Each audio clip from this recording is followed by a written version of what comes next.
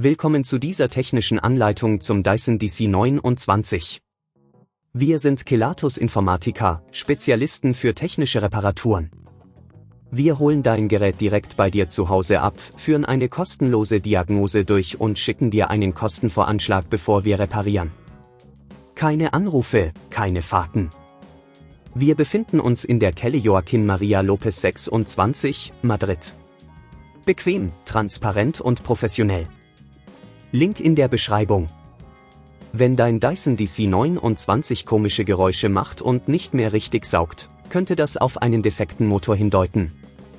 Dieses Problem tritt häufig auf, wenn der Motor überlastet ist oder Verschleiß auftritt.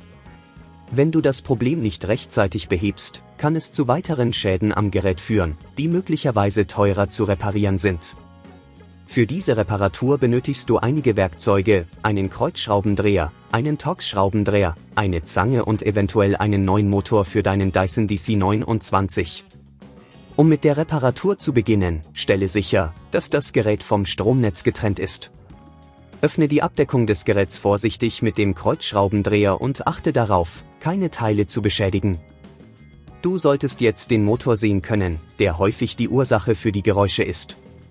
Um den Motor zu lokalisieren, schaue nach den Kabelverbindungen und dem Gehäuse, das ihn umschließt. Trenne vorsichtig die Kabel, indem du die Zange verwendest, und schraube die Torx-Schrauben heraus, die den Motor halten.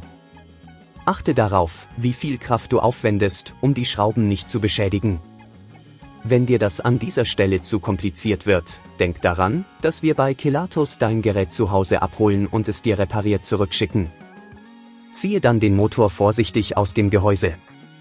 Setze den neuen Motor ein und schraube ihn mit den Torx-Schrauben fest. Verbinde die Kabel wieder, achte darauf, dass alles sicher sitzt.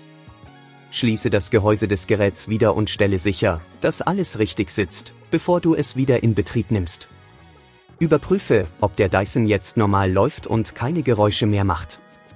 Um zu vermeiden, dass das Problem erneut auftritt, halte deinen Dyson DC29 regelmäßig sauber und überprüfe die Filter, um sicherzustellen, dass sie nicht verstopft sind.